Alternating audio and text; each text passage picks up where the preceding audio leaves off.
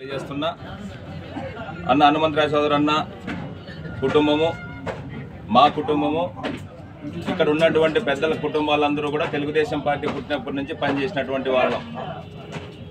Telugu Desam party జెండాను ప్రతి ఇంటికి తీసుకెళ్లడంలో ఆశతో కాకుండా ఆశయంతో పనిచేసినటువంటి ప్రతి తెలుగుదేశం పార్టీ కార్యకర్తలు మనమంతా పనిచేశాం. కళ్యాణదుర్గం నియోజకవర్గం అంటే తెలుగుదేశం పార్టీ అనేలా పనిచేశాం. ఎస్సీ నియోజకవర్గాల్లో ఉన్నప్పటి నుంచి ఇప్పటి వరకు కూడా ఎన్ని ఇబ్బందులు ఉన్నా ఎన్ని సమస్యలు ఉన్నా మనం అందరూ వ్యవసాయదారులం, రైతు కుటుంబంలో ఉన్నటువంటి వాళ్ళం, మనం అందరూ కలిసికట్టుగా పనిచేశాం. కొన్ని అనివార్య కారణాల వల్ల కొన్ని విభేదాలు వచ్చి అన్న హనుమంతరాయ సోదరు అన్న చెప్పినట్లు విభేదాలు వచ్చి పార్టీ కార్యక్రమాలు పార్టీ జెండాను వదలకోకుండా విడివిడిగా కొన్ని కార్యక్రమాలు చేసుకోవడం జరిగింది. అయినా కూడా మనమందరం కూడా పార్టీ బలోపేతానికి మాత్రమే కష్టపడ్డాం, కానీ వైసీపీ పార్టీని ఎదిరించడంలో అన్ని రకాలుగా అన్ని విధాలుగా ముందుకెళ్ళాం.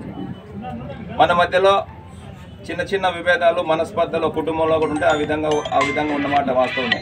కానీ దాన్ని ఆసరా చేసుకొని కొంతమంది వ్యాపారస్తులు కళ్యాణదుర్గం నియోజకవర్గంలో వాళ్ళ మధ్య చిచ్చులు ఉన్నాయి, అక్కడ మాకు వర్కౌట్ అవుతుందేమనే ఆలోచనతో తెలుగుదేశం పార్టీని మేము కొన్నాము అనే ఆలోచనతో రకరకాల దుష్ప్రచారం చేసి గత 15 రోజుల నుంచి నియోజకవర్గ వ్యాప్తంగా కార్యకర్తలను నాయకులను అయోమయంలోకి గురి చేసినటువంటి సందర్భం ఉంది. ఈ సందర్భంలో తెలుగుదేశం పార్టీ కార్యకర్తల మనోభావాల ప్రకారం మా ఇద్దరికి సంబంధించిన అభిప్రాయాలు పక్కకు పెట్టి తెలుగుదేశం పార్టీ బలోపేతం చేయడానికి, రాష్ట్రంలో ఈ వైసీపీ ప్రభుత్వాన్ని నిర్మూలించడానికి, తెలుగుదేశం జెండా కళ్యాణదుర్గంలో ఎగిరేయడానికి, చంద్రబాబు నాయుడు గారిని ముఖ్యమంత్రిని చేయడానికి మేమందరము కలిసి ఏకమై తెలుగుదేశం పార్టీని కళ్యాణదుర్గం నియోజకవర్గంలో ఎగిరేయాలని చెప్పి నిశ్చయానికి వచ్చాం. దాంట్లో భాగంగా నిన్నటి నుంచి అందరూ తెలుగుదేశం పార్టీ కార్యకర్తలందరూ కూడా సమిష్టిగా కలిసి వచ్చి వాళ్ళ అభిప్రాయాలను చెప్పారు. అందరి అభిప్రాయం కూడా మనమందరం ఏకాభిప్రాయంగా వెళ్ళాలి, తెలుగుదేశం జెండా ఎగిరేయాలి. మనం కళ్యాణదుర్గం నియోజకవర్గంలో 40 సంవత్సరాలుగా తెలుగుదేశం పార్టీ జెండా పట్టుకొని తిరిగినటువంటి వాళ్ళు, కానీ ఇప్పుడు నేను ఇన్ఛార్జ్గా ఉన్నాను, అన్న హనుమంతరాయ సోదరు నెక్స్ట్ ఎమ్మెల్యే రాష్ట్ర ఉపాధ్యక్షుడిగా ఉన్నారు. వాళ్ళ కుటుంబానికి సంబంధించినటువంటి వాళ్ళు మా కుటుంబానికి నాకు సంబంధించిన మేము ఎమ్మెల్యే అభ్యర్థులుగా కావాలని చెప్పి మేము ఆశిస్తున్నాం.